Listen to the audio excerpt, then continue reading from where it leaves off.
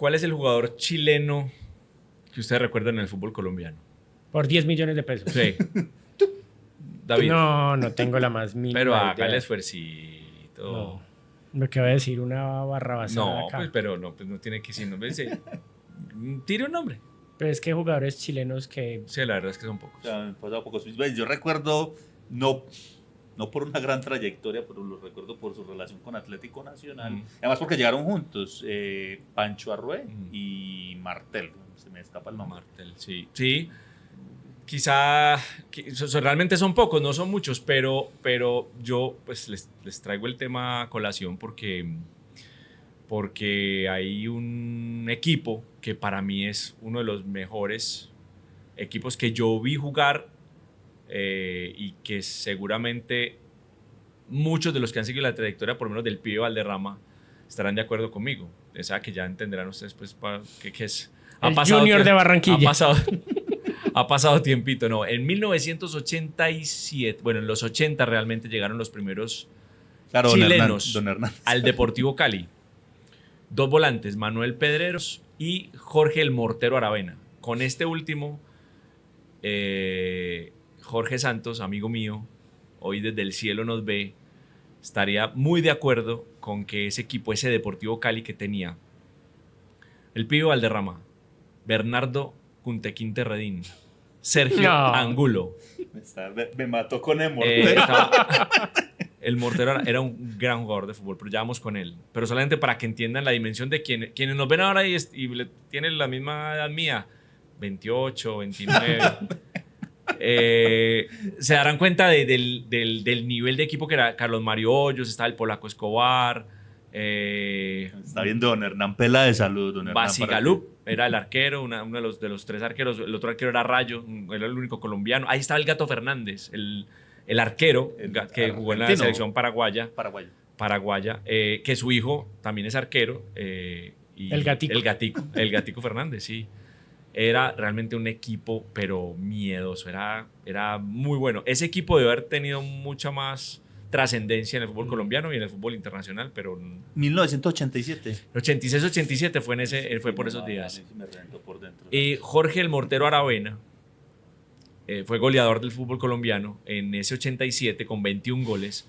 Ustedes no saben ese tipo cómo le pega. Pues obviamente el Mortero pues era por eso, pero le pegaba la pelota, era una cosa impresionante, pero le pegaba durísimo. Los tiros libres no tengo el dato exacto de cuántos de esos 21 goles que hizo acá fueron de tiro libre, pero un porcentaje alto, muy alto, le pegaba muy, muy, muy duro. Era un equipazo. Imagínense a Valderrama, ¿se acuerdan? Valderrama sí, Checho Angulo lo vieron, sí, claro, sí, y Bernardo Redín sí también. Claro. O sea, imagínense ese circuito, ahí estaba la Gambetta Estrada, jugaba ahí también. Okay. Es que después ahí, por año 87-88, después va a ser Millonarios y Nacional, ahí los que van a entrar ahí.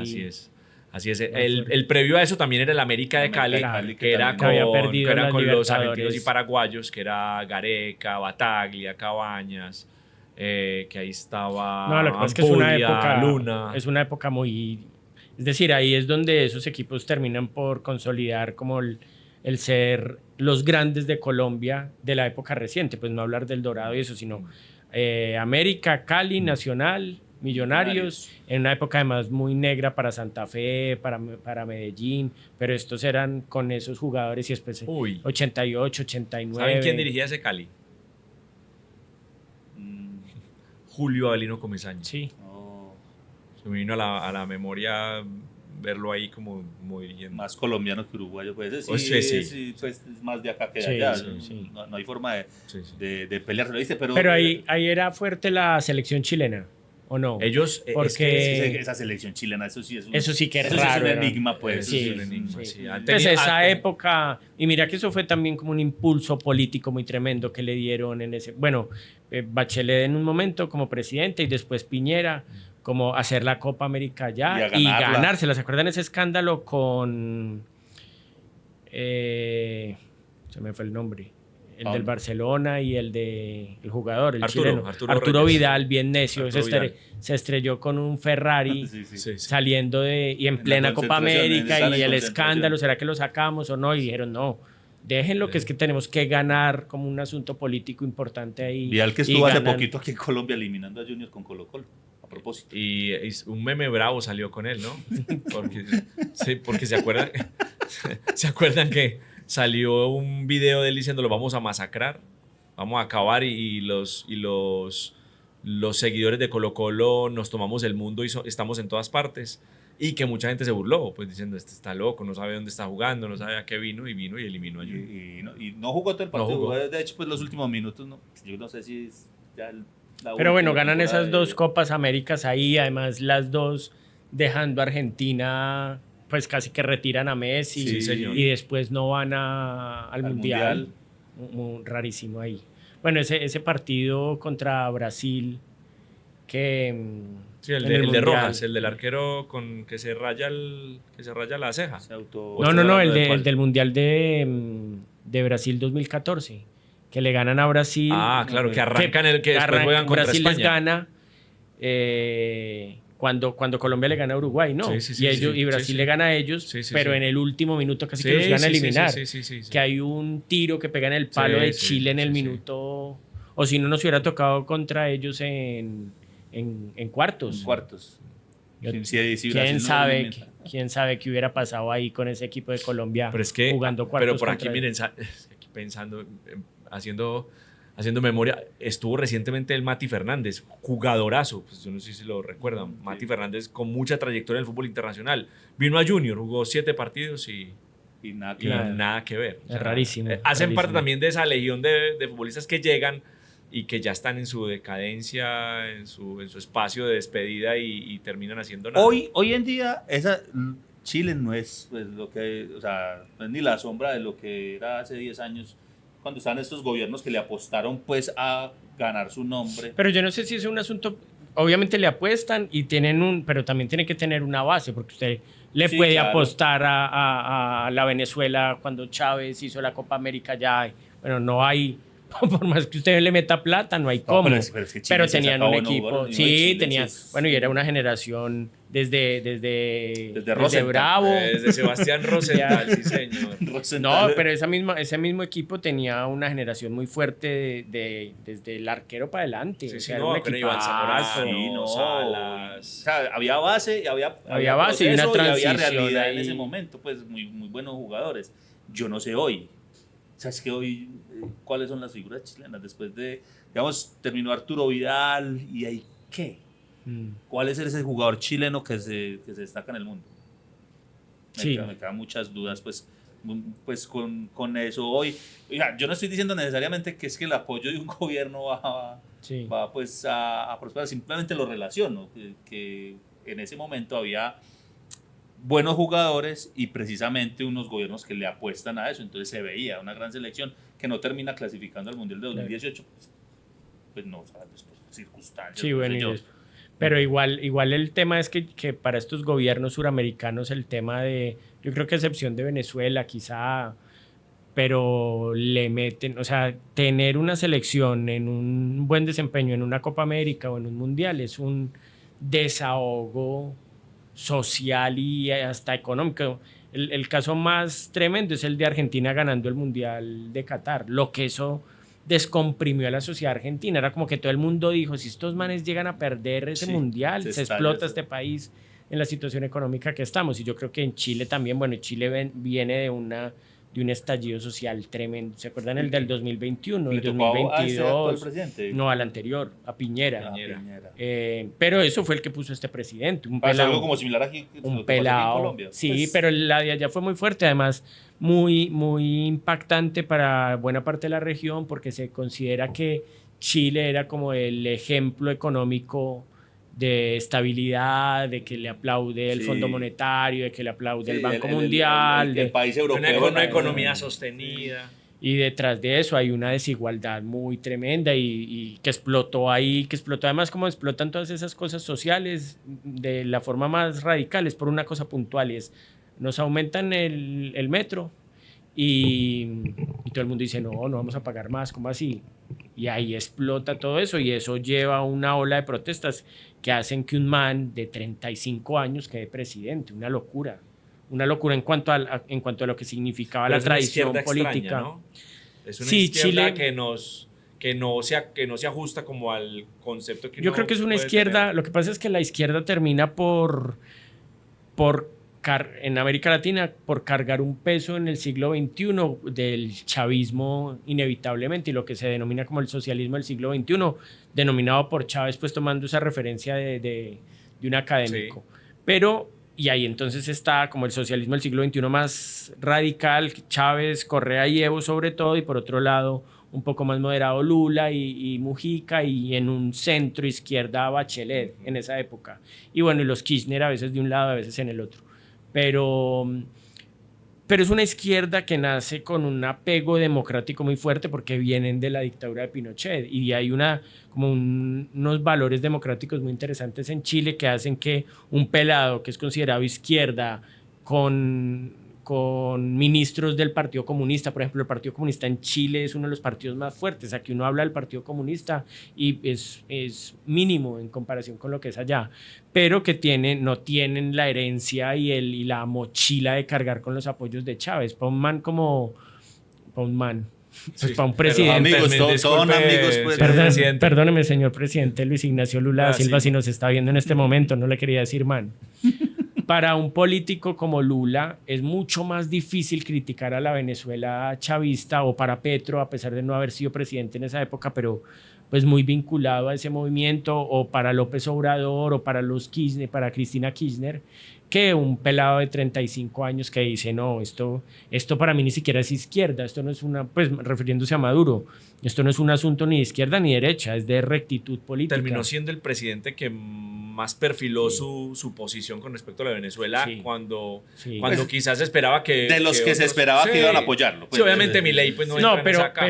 pero Boric desde el principio que asumió fue muy crítico porque es que asumió en el 2022 y en el 2022 ya había un descrédito, sí, pues en la represión contra las protestas, él subió y lo criticó, y ahí mismo entonces dijeron esto es un niño que no sabe de política, y bueno, Maduro le ha dado muy duro, Cabello le ha dado muy duro, y él, bueno, cuando esto dijo, lo primero que dijo fue a las 24 horas, dijo Maduro tiene que entender que es muy difícil creer en esos resultados. Eso ya es muy tremendo dicho de un presidente. Y después dijo... con tan poquito tiempo, porque claro, muchos querían era esperar a que el tiempo pasara a ver muestren las actas, ¿no? Y después diciendo, Maduro intentó cometer fraude. Es como, listo. Pero tiene una posición que es coherente, ¿me entiendes? Como... Claro que hay que ver cuál es la realidad política. No es lo mismo para un presidente de izquierda o de derecha, lo que sea, de Colombia, opinar sobre Venezuela, que un presidente de Chile opinar sobre Venezuela. O sea, ¿cierto? no es una traición ideológica. No, a mí no me parece, porque es que me parece que el asunto de Venezuela ya no es un asunto si es de izquierda o de derecha, es un asunto de defensa de la democracia. Sí.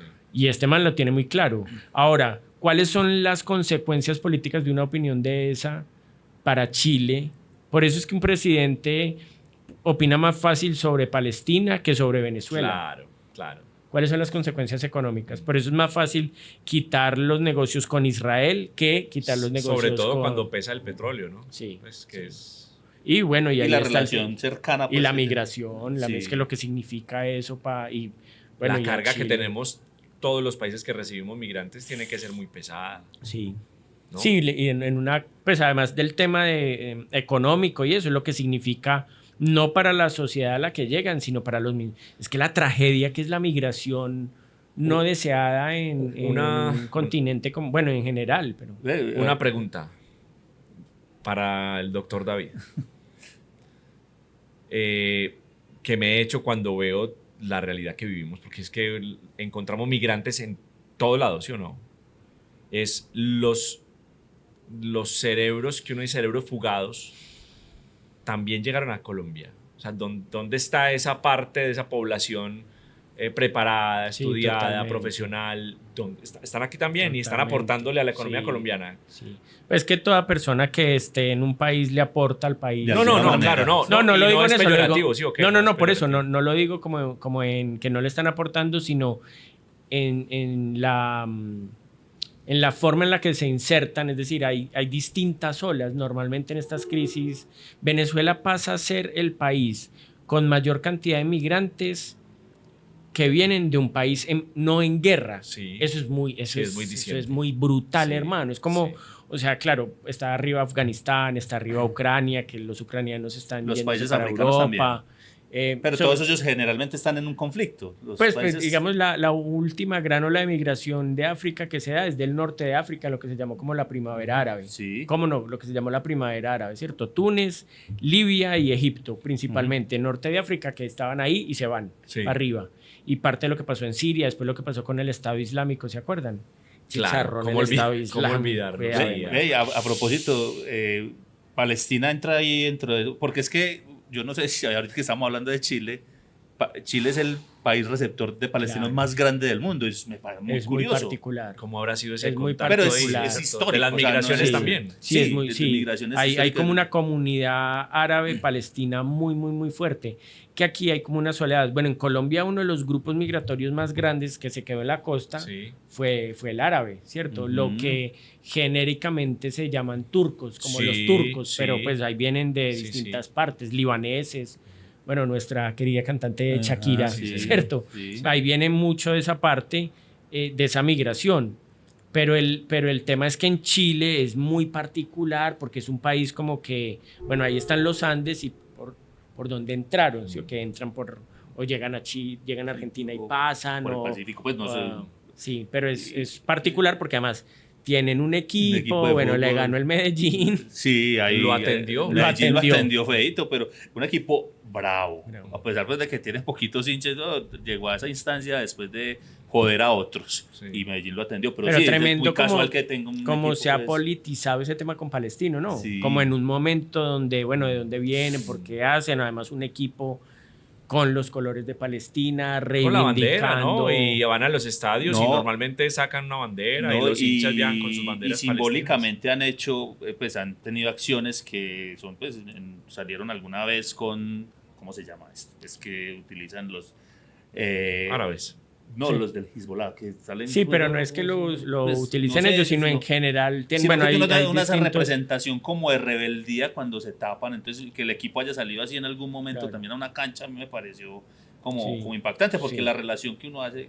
Claro. Eso está atravesado. Los cristianos normales que vemos eso por televisión, pues es como esa relación con eso está muy atravesado con una narrativa de lo que significa el bueno, el malo, de cómo salen. Y entonces ellos salen como equipo de fútbol, que generalmente los deportistas están representando lo bueno, y salen así, y uno, hay una carga simbólica muy grande en ese equipo, y lo que representa muy lejos de su casa. Además, pues, en este momento, justo en este momento con lo que está pasando, es como, no sé, como particular. Yo creo, no conozco de otro equipo palestino en el mundo, pues que se llame palestino como tal. Que además que no está reconocido como nación, pues Palestina todavía. ¿Quién tiene que reconocerlo? Pues la ONU lo reconocería como país.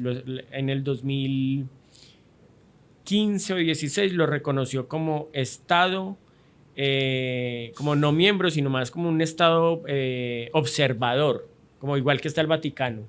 Pero lo que está caminando como una forma de presionar a Israel es vamos a reconocerlo como Estado miembro de pleno derecho en la ONU para que vote. Con voz y voto. O sea, ¿a cuánto existe Palestino, el equipo? Palestino... Pero es nuevo. Me pregunto es porque, por ejemplo, un gobierno como el de Pinochet hubiera aceptado un asunto así, pues pero ese equipo, pues porque yo había visto cuando se enfrentó a Medellín, que tiene como 100 años, es decir, como en 1920, 20 y algo. Sí, es así, es así. O sea, ningún gobierno no se ha inmiscuido en eso. Y lo cierto es que ya hablando en temas futbolísticos, es un equipo al que se le ha metido plata, porque con 1000 abonados nomás o 1000 socios nomás, pues son pocos, ha subsistido. Y más allá de eso, es un equipo que de los últimos 10 torneos internacionales, 10 torneos que ha jugado en Chile, ha logrado clasificar en 7 oportunidades a torneo internacional, Copa Libertadores o Suramericana. Eso, es que hace rato habla muy bien de su proceso y de lo que puede hacer el equipo como tal. Viene sonando fuerte desde hace... Pues yo no lo conocía hasta hace 5 o 6 años, pero desde que empezó a sonar continuamente. Ya ha venido aquí.